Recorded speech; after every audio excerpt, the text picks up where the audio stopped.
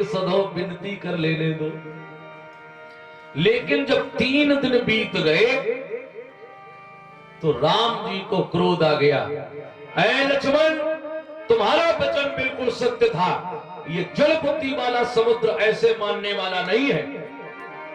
जाओ लक्ष्मण, मेरा अग्निबाण लेकर आओ, एक ही बाण में समुद्र को सुखा दूंगा। लक्ष्मण बाण सरासन यान, सोखौ बारिधि बिसिक क्रसान। जो राम जी ने कहा लेकर आओ बाण, आहा, समुद्र भयभीत हो गया। अब तो मरना पड़ेगा, जय हो, अब तो मरना ही पड़ेगा, अब तो जाना पड़ेगा, क्या करें। सो एकदम समुद्र प्रकट हो गया। और कैसे प्रकट हुआ? हाथ जोड़कर, प्रभु क्षमा कर दो, क्षमा कर दो, बाण मत चला देना, भस्म हो जाएंगे। महाराज ये नियम भी तो आप ही के द्वारा बनाया हुआ है, ये मेड़ मर्यादा सब आपके ही द्वारा बनाई हुई है, और आप ही यदि क्रोधित होकर बाण चलाकर हमें भस्मित कर देंगे तो महाराज संसार की मर्यादा फिर कैसे रह जाएगी। ना ना प्रभु, बाण मत चला देना। लक्ष्मण जी बोले, अब आया होश में। 3 दिन से हमारे प्रभु आग्रह कर रहे, निवेदन कर रहे, और तुम अकड़ में बैठे थे, हैं? ऐसे नहीं। अब राम जी मुस्कुराने लगे, ये बड़े सरल हैं। आखिर मर्यादा तो इनके बराबर किसी ने रख ही नहीं पाई। वास्तविकता में राम जी का चरित्र, मैं तो कह देता हूं, कहा भी था मैंने, हमें निज धर्म पर चलना। बोलिए बांके बिहारी लाल की। स्वागत है महाराज जी का इस कथा में। बोलिए भागवत महापुराण की। हमें निज धर्म पर चलना सिखाती रोज रामायण, सदा शुभ आचरण करना बताती रोज रामायण। जिन्हें संसार सागर से उतर कर पार जाना है, उन्हें सुख से किनारे पर लगाती रोज रामायण। कहीं छवि विष्णु की बाकी, कहीं शंकर की है झांकी, हृदय आनंद झूले पर झुलाती रोज रामायण। रामचरितमानस, अरे पूरा चरित्र ही जीवन में धारण करने योग्य है। आहा, समुद्र बोला महाराज क्षमा कर देना। अब आपसे हम क्या कहें, क्या निवेदन करें, आपको हम मार्ग बता सकते हैं। नाथ नील नयन कपिदो भाई, नाथ नील नयन कपिदो भाई, नाथ नील नयन कपिदो भाई, नाथ नील नयन कपिदो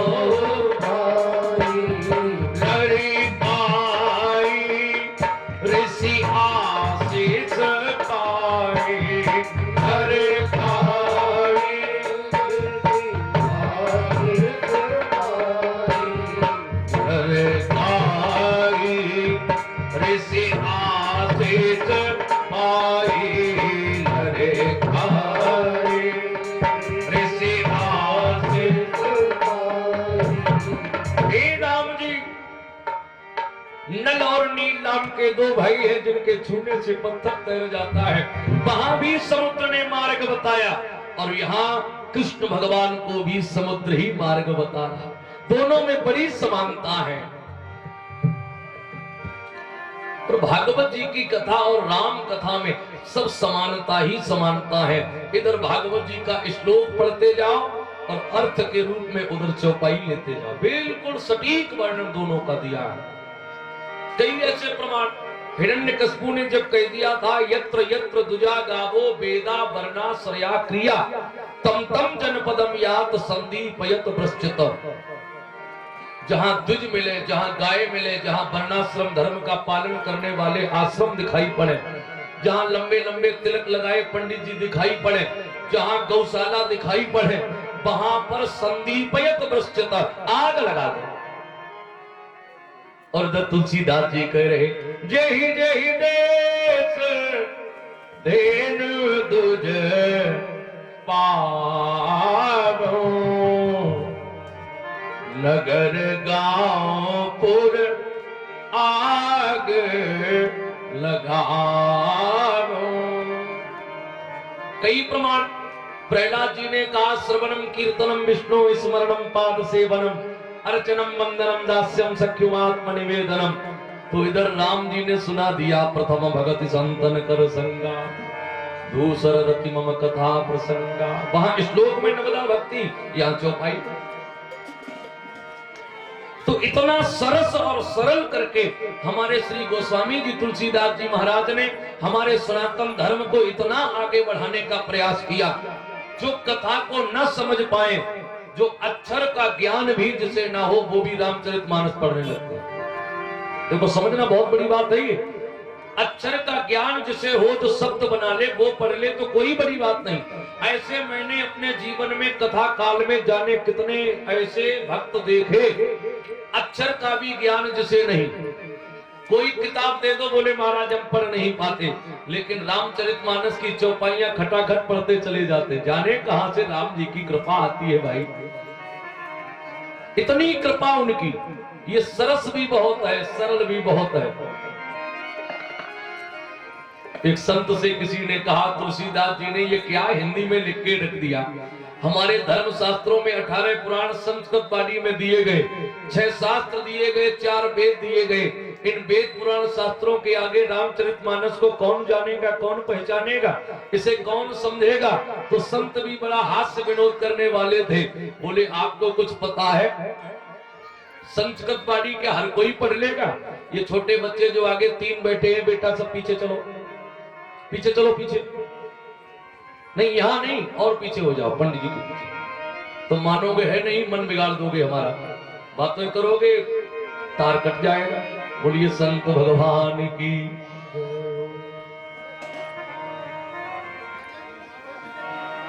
पंडित जी आप थोड़े आगे बढ़े, आप ये जगह घेर लो। ये मानते हैं नहीं, ये बैठ जाते हैं आगे।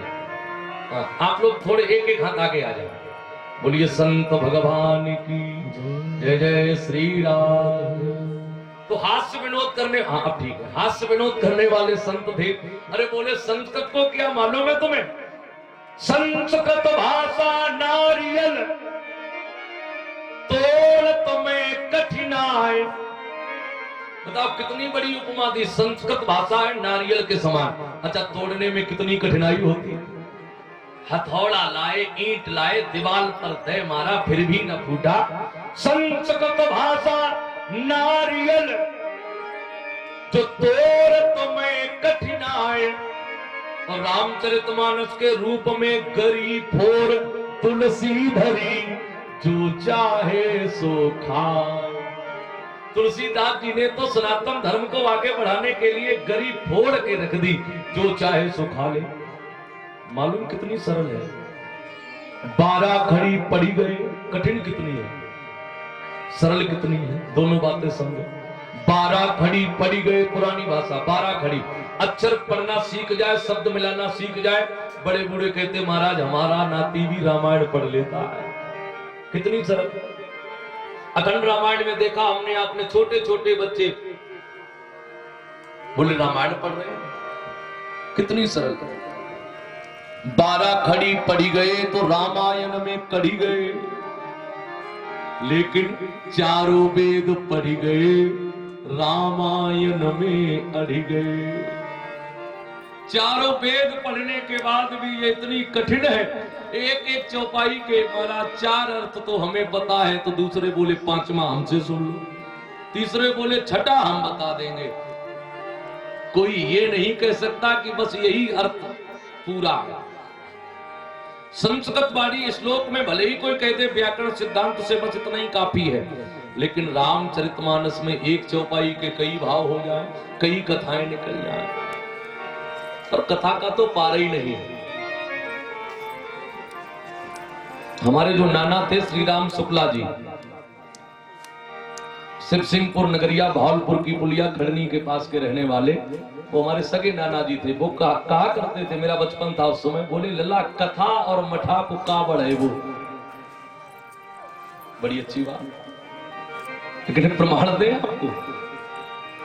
जीव केले के पात पात में पात पात में पात, केले में पत्ता कभी खत्म होता, एक हटाया दूसरा निकला, दूसरा हटाया तीसरा निकला। ज्यों केले के पात पात में पात पात में पात, त्यों ज्ञानिनी की बात बात में बात बात में बात। अच्छा, बात ही का तो खेल है। और संदीप भैया हम लोग करते हुए भी क्या है, बात नहीं की तो दक्षिणा ले, 4-6 घंटा बातें करी, बोले लाओ दक्षिणा।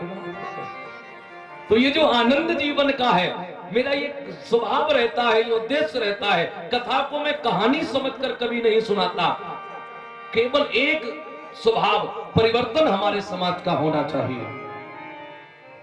श्री राम शर्मा आचार्य जी कहा करते थे, हम सुधरेंगे युग सुधरेगा, हम बदलेंगे युग बदलेगा। और हम अपने को ही ना बदल पाए तो दूसरे को क्या बदलेंगे। लेकिन हम आप दूसरे को बदलना चाहते हो, खुद नहीं बदलना चाहते।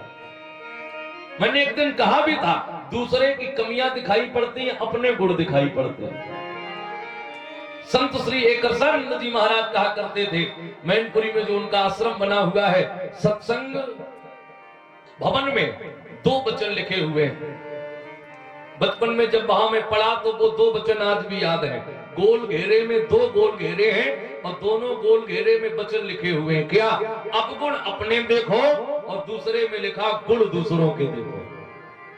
लेकिन हमारे अंदर तो सब गुण ही गुण है, सब गुण। और कोई पड़ोसी की चर्चा करते, बोले महाराज अब पूछो मत। हम आप अपने दुख से कतई दुखी नहीं, बिल्कुल नहीं। पड़ोसी के सुख से बहुत दुखी। जिस दिन पड़ोसी के घर पे नई